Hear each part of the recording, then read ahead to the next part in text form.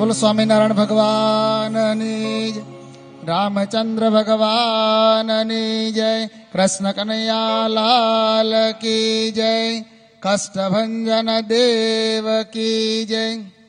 ઈષ્ટદેવ પરમ કૃપાળુ પરબ્રહ્મ પરમાત્મા ભગવાન સ્વામિનારાયણ, ભગવાન રામ શ્યામ ઘનશ્યામ મહાદેવ માં જગદંબા અને કષ્ટભંજન દેવ એમની પૂર્ણ કૃપાથી રાજકોટની પવિત્ર ધરા પર હનુમાન ચાલીસા યુવા કથા એમના વક્તા પરમ શ્રદ્ધેય શાસ્ત્રી સ્વામી શ્રી હરિપ્રકાશ દાજી સ્વામી આજના પાવન પ્રસંગે હનુમાનજી મંદિર બાલાજી મંદિરના કોઠારી સ્વામી વિવેક સાગર દાજી સ્વામી, સારંગપુર મંદિરના કોઠારી સ્વામી વિવેક સાગર દાજી સ્વામી, અમારા મંદિરના પૂજારી ભક્તવત્સલ સ્વામી, જુનાગઢથી પૂજ્ય વાસુદેવ સ્વામીની ઉપસ્થિતિ છે. અહીંયા અનેક ધર્મોની સાથે જોડાયેલા મહાપુરુષોની ઉપસ્થિતિ છે. રાજદ્વારી મહાનુભાવોની પણ અત્રે ઉપસ્થિતિ છે.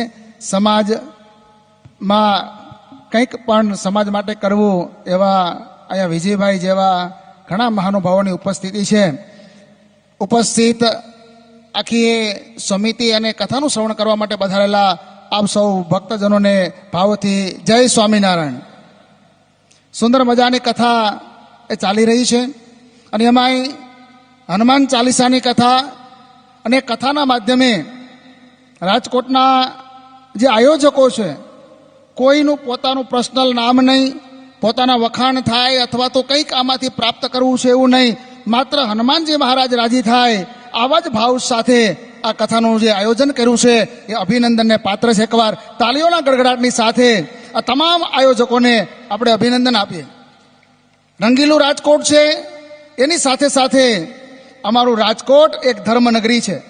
જ્યારે જ્યારે સમાજને સેવાની જરૂર પડી છે અને ત્યારે રાજકોટ એ અવ્વલ નંબરે રહ્યું છે. અને એમાં કોરોના એનું સાક્ષી બન્યું છે.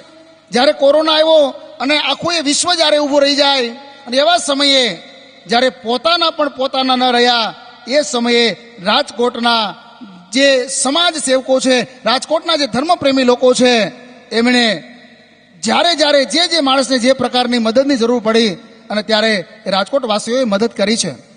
પૂજ્ય હરિપ્રકાશ સ્વામી એટલે સરળ સીધા અને એને જોઈએ એ કાંઈ બોલે કે ન બોલે પણ ખાલી એની સામે બેઠા રહીએ ને એ તોય વિજયભાઈ 2.5 કલાક કેમ વિજય આપને ખબર ન પડે હો. એવા ભાવથી સરળતાની મૂર્તિ જોવી હોય તો હરિપ્રકાશ સ્વામી છે. અને એમના દ્વારા સમાજ નિર્વ્યસની બને, સમાજ એ ધર્મના માર્ગે ચાલે, સ્વસ્થ સમાજ બને, સુખી સમાજ બને, એના માટે સતત પ્રયત્નો કરતા રહ્યા છે. સારંગપુર ધામ એનાથી તો આપણું આખું એ રાજકોટ એ પરિચિત છે. લગભગ અહીંયા બેઠેલા તમામ લોકો સારંગપુર દાદાના દર્શન કરી આવ્યા હશે. આટલો મોટો વહીવટ છે, આટલી મોટી જવાબદારી છે, એ કાંઈ ન કરે તોય કાંઈ જરૂર નથી, પણ છતાંય ઠાકોરજીએ કંઈક મને આપ્યું છે તો મારે સમાજ માટે કંઈક કરીને જવું જોઈએ. અને એટલે દેશ હોય વિદેશ હોય જને જને ગેહે ગેહે જઈ અને લોકો સુખી કેમ બને એના માટેના સતત પ્રયત્નો કરતા રહ્યા છે.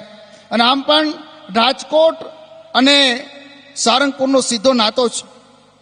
સારંગપુરમાં હનુમાનજી મહારાજની સ્થાપના કરી એ ગોપાળાનંદ સ્વામી, અને એ જ ગોપાળાનંદ સ્વામીએ રાજકોટનું આપણું ભૂપેન્દ્ર રોડ ઉપર આવેલું સ્વામિનારાયણ મંદિર, ત્યાં બોરડી છે, એ બોરડીને કાંટા વગરની કોઈએ કરી હોય તો એ ગોપાળાનંદ સ્વામી છે.